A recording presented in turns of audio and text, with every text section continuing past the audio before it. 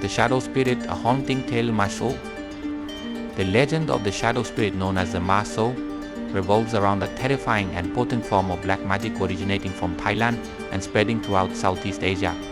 This ghostly entity, often harnessed by powerful shamans, is summoned to fulfill its master's dark desires. It is believed that Maso is created from the skulls of those who died in anger or violence, binding their restless spirits into a malicious force. The more tragic or violent the death, the more powerful the spirit becomes, making it a highly sought-after ritual for those seeking protection, wealth, or revenge.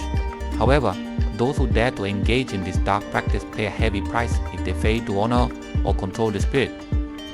The Maso is not easily contained, and if its rituals are neglected or disrespected, it turns against its master with horrific consequences. This story follows a haunting exploration of the dangers and chilling consequences faced by a businessman who became entangled in the ancient, dark arts of the Maexo. His descent into terror, the eerie whispers in the night, and the gruesome manifestations that followed left a wake of fear and devastation that no one could escape. The Shadow Spirit, a haunting tale. It began like any other day. William, a successful businessman, always looked for ways to gain an edge over his competitors. The rumors of a powerful dark ritual from Thailand reached his ears. He heard tales of the Maso, a spirit conjured by ancient shamans, a force so strong that it could bend fate to its master's will. Fortune, success, and wealth all at your fingertips if you dared. William was never one to shy away from risk, and the allure of unimaginable power proved too tempting to resist. The ceremony, they said, required a skull, but not just any skull, the skull of someone who had died in the throes of anger, betrayal, or unspeakable violence.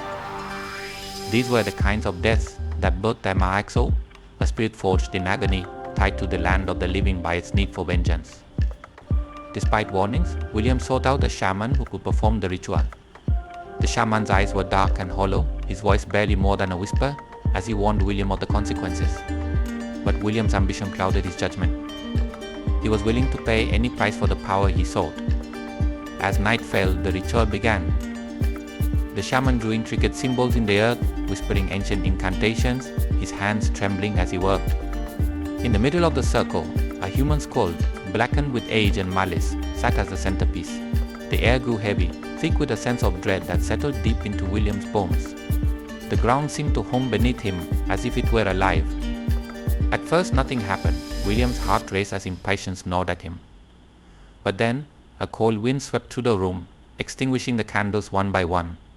Shadows crept from the corners, stretching across the floor until they converged on the skull. The silence was broken by a low, guttural whisper, echoing from nowhere and everywhere at once. "I am here," the voice said. For a moment, William's breath caught in his throat. He had done it. He had summoned the Maso. In the days that followed, things began to change. William's business flourished like never before. Deals that seemed impossible fell into his lap. Competitors crumbled under inexplicable misfortunes. His wealth doubled, tripled. The power of the Maso was real. But with the fortune came the nightmares. William woke each night drenched in sweat, the whispers of the Maso ringing in his ears. It wanted more. Every time he failed to offer a sacrifice, the shadows in his home grew darker, denser. Objects moved on their own, lights flickered, and his once serene home became a den of unholy whispers. One night, the whispers became screams. William shot up in bed, his heart pounding. The room was deathly cold.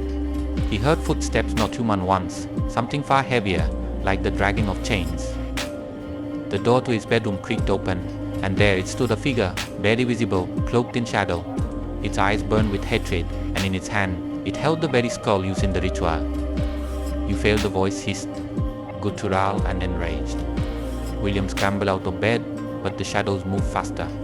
They wrapped around his ankles, pulling him to the floor. He screamed, his voice echoing through the darkened house, but no one came. The Maso had come for its due, and it would not leave without its sacrifice. The figure stepped closer, its face coming into view.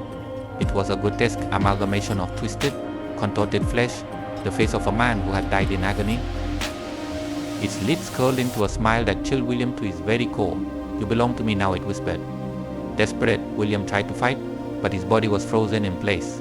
The shadows climbed higher, engulfing him, suffocating him. The last thing he saw was the skull, grinning wickedly as it hovered above him. The next morning, the police found William's body twisted and contorted as if he had died in the most excruciating pain imaginable. His eyes were wide open, filled with terror, staring blankly into the distance. His fortune, his success, all meaningless now.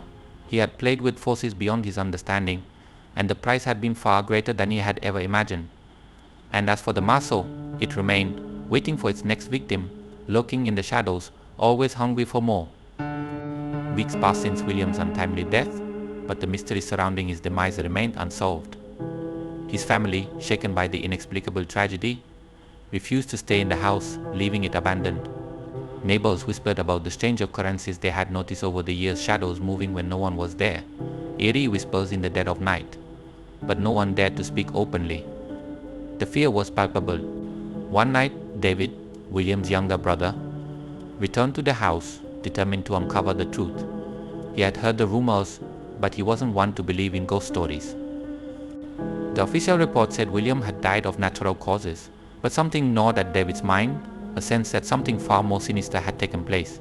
He entered the house, his flashlight flickering against the empty walls, casting long, ominous shadows.